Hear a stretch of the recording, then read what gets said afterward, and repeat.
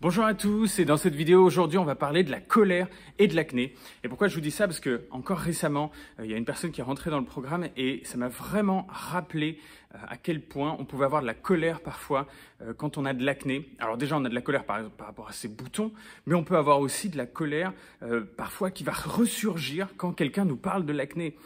Quand quelqu'un va nous dire oh mais tu as vu, tu vas te faire remarquer que tu as des boutons, quelque chose comme ça, il va dire ah, tu as vu que tu as des boutons là, peut-être tu devrais utiliser Biactol, tu devrais utiliser telle crème, moi je vais à la télé ou ma cousine a fait ça a marché pour elle ou quelque chose comme ça. Et quand on entend des choses comme ça, parfois on peut ressentir vraiment une grosse frustration et beaucoup de colère et on ne sait pas comment la gérer trop. Alors dans ces moments-là, généralement, qu'est-ce qu'on fait quand on a de l'acné? Généralement, on est introverti. Donc, en tout cas, on a une part de nous qui peut se retourner comme ça et vraiment se protéger et dire « Ok, bon, là, visiblement, je ressens ça fort, j'ai pas envie de m'exploser sur la tête de cette personne-là, donc je vais dire ok, je veux plutôt me recentrer sur mon mal-être, le fait que j'ai de l'acné et que c'est frustrant pour moi, que j'arrive pas à m'en débarrasser et que je ne sais pas combien de temps encore ça va durer, je ne sais pas si je vais réussir ou si je vais garder ça toute ma vie. Enfin, vraiment re-rentrer dans un discours interne qui est chargé de ces choses-là et vraiment en fait re-rentrer dans sa bulle et pas se sentir bien, plus être dans le moment présent et pouvoir profiter ou simplement laisser passer cette information au-dessus de notre tête et dire ben je m'en fous, j'ai juste envie de vivre quoi. Donc dans cette vidéo, ce que je voulais faire, c'était vous parler un petit peu de comme vous l'avez entendu un petit peu de mon expérience, parce que ces choses-là, ça résonne avec moi, même si j'étais très ouvert à écouter, j'en avais un peu marre d'entendre d'utiliser le Biactol ou d'utiliser le Roaccutane, ce que j'avais déjà fait et ça revenait quand même. Donc, ce que j'ai envie de vous partager dans cette vidéo, c'est comment réagir dans ces moments-là et comment gérer la colère, d'accord ? Parce que la colère, ça fait partie de la vie, c'est pas mauvais, d'accord? Il faut pas juger nos émotions, parce que dès qu'on commence à juger, on va commencer à trier, on va dire ça je prends pas, etc. Alors qu'en fait, dans ma vision des choses, qui est un peu spirituelle, on est là pour expérimenter, donc laissons passer tout ce qui vient et bloquons du temps dans notre journée pour pouvoir ressentir ces émotions qui parfois on peut ressentir que c'est pas approprié d'ouvrir ces choses-là sur les autres. Parce qu'on ne veut pas être quelqu'un qui va blesser les autres ou simplement dans notre culture, quelqu'un qui engueule quelqu'un d'autre, c'est pas le mieux et on ne sait pas trop généralement faire autrement quand on a une forte émotion.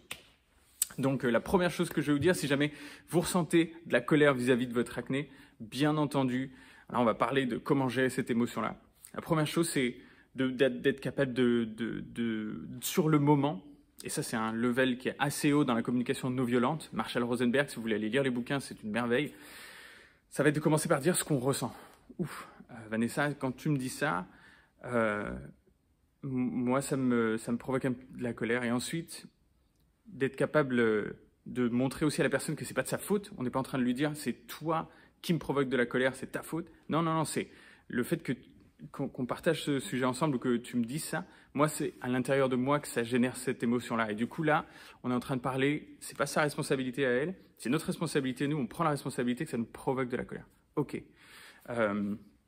Deuxième chose, c'est savoir dire aussi ce que nous, on attend, notre demande là-dedans. Écoute, merci de me partager ça, je vois que tu voudrais m'aider, mais moi, j'ai pas très envie de parler de ça parce que ça me met vraiment inconfortable et je préférerais qu'on parle d'autre chose si c'est ok avec toi. Et d'un coup, on a déjà libéré cette énergie de se dire « Ok, j'arrive dans ce moment-là à gérer mon émotion, à dire je prends un peu d'écart vis-à-vis de mon émotion, ok, je ressens ça, je suis capable de gérer cette situation avec cette personne et de lui dire « Ok, j'ai pas envie d'aborder ça avec toi, c'est ma meilleure manière de te le dire, c'est de te le dire ouvertement et ça change pas notre amitié, etc. C'est juste que cette chose-là, c'est privé pour moi et c'est difficile d'en parler en fait. » Et ok, généralement, si vous avez quelqu'un en face de vous qui accueille ça, c'est merveilleux. S'il ne l'accueille pas, c'est ok aussi, en fait. Parce que vous n'êtes pas forcé de faire quelque chose. Vous pouvez dire, ok, dans ce cas-là, je préfère qu'on arrête notre conversation là, parce que moi, je sens que je ne suis pas émotionnellement présent avec toi. Et du coup, voilà, soit vous pouvez aller faire un tour, soit vous pouvez simplement passer à un autre sujet. Ça peut être aussi intéressant de parler d'un autre sujet. Oh, au fait, tu m'avais parlé de ton examen de la semaine dernière, ou tu m'avais parlé de telle chose que tu voulais pour Noël ou quelque chose comme ça. Donc ça, c'est un super outil. d'accord? Mais ça règle pas l'acné, d'accord? Donc, il faut aussi vous occuper de votre acné. Ça, je vous en parlerai à la fin de la vidéo, s'il y a des gens qui veulent avancer, qui veulent comprendre un petit peu plus ce qu'on fait. Mais là, je voulais aussi vous parler de quelque chose d'autre, qui est dans notre journée, quelque chose, une hygiène. Vous savez, généralement, plus quand on a de l'acné, on prend vraiment du temps pour prendre soin de sa peau. Donc, je pense que ça va résonner avec vous de vous dire ça. Vous prenez du temps pour prendre soin de votre peau, vous prenez du temps pour prendre soin de votre corps, vous lavez, vous sentez bon. C'est une merveille, ça, d'accord? C'est ce qui fait que chaque jour, vous avez une hygiène corporelle. Ben, moi, je vais vous inviter à avoir un nouveau concept que j'appelle l'hygiène émotionnelle.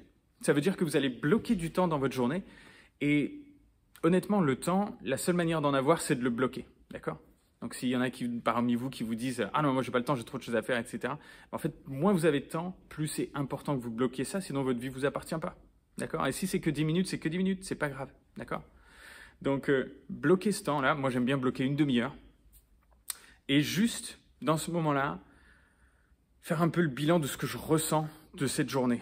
Ou ce que je ressens, s'il y a des émotions latentes ou des choses comme ça. En fait, c'est un moment que vous allez bloquer pour votre hygiène émotionnelle et pour ressentir les émotions que vous bloquez. Parce que généralement, qu'est-ce qu'on fait quand on a des émotions qu'on bloque?